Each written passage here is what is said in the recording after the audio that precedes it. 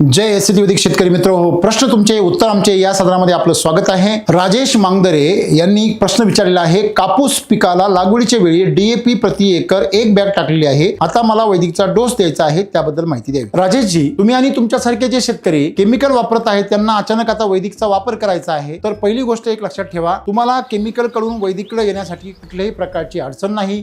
तुम्ही कुठल्याही पिकासाठी केव्हाही एसटी वैदिक तुम्ही वापरू शकता। फक्त एक नियम लक्षात ठेवा, जेव्हा तुम्ही एसटी वैदिक वापरणार आहात त्यापुढे तुम्ही केमिकलचा वापर बंद करावा। आता पहिली गोष्ट, जेव्हा तुम्ही पहिल्यांदा वापर करता तेव्हा तुम्ही सर्वात प्रथम आपल्या जमिनीमध्ये सम्राट शक्ती मिरॅकल ह्युमस गोल्ड आणि त्याच्याबरोबर कृषी अमृतचा बेसल डोस करून वरतून तुम्हाला सॉइल चार्जरची दाट ड्रेंचिंग किंवा फवारणी करायची। याप्रमाणे तुम्ही पहिल्यांदा सुरुवात करा आणि परत तुम्ही हाच बेसल डोस रिपीट करा।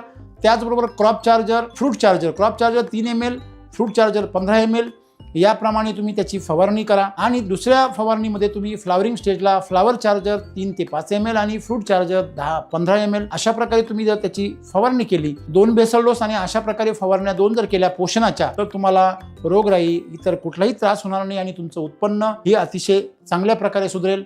तर अशा पद्धतीने तुम्ही त्याचा वापर करू शकता। आणि नित्य नियमाने तुम्हाला जर विक्रमी उत्पन्न काढायचं असेल, ज्याप्रमाणे 20-22 किंवा 30 पर्यंत काही शेतकरी क्विंटल कापसाचं उत्पादन घेतात, तर तुम्ही त्या ठिकाणी सम्राट बेसल डोस कृषी अमृत एकरी साधारणतः 7 ते 10 बॅग, त्याच्यानंतर RNPH साधारणतः 1200 ते 1800 ग्रॅम प्रति एकर आणि सम्राट शक्ती मिरॅकल ह्या 2-2-1-1 किंवा 3-3-2-2 अशा प्रकारे तुम्ही बेसल डोसमध्ये मिक्स करून टाकू शकता। तुम्हाला विक्रमी उत्पन्नाचा अनुभव त्या ठिकाणी येईल। याचप्रमाणे तुम्ही तूर ह्या पिकासाठी याचा वापर करू शकता। याचप्रमाणे तुम्ही सोयाबीनसाठी सुद्धा वापर करू शकता। मित्र हो, आजकाल सोयाबीन असेल, तूर असेल, कापूस असेल यांचं उत्पन्न फार मोठ्या प्रमाणामध्ये घसरले, अगदी शेतकऱ्यांना करायला देखील परवडत नाही।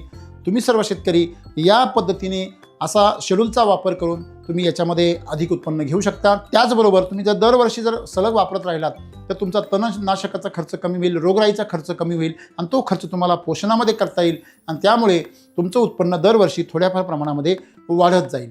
या ठिकाणी तुम्ही आमचे जे अधिकारी आहेत 866 9 200 225 किंवा 26 या नंबरवर तुम्ही फोन करून तुम्ही अधिक माहिती घ्या, आमच्याकडनं शेड्यूल प्राप्त करा, आमच्या व्हॉट्सअप ग्रुपला जॉईन होऊन या ठिकाणी एसटी वैदिकचा आनंद घ्या। धन्यवाद।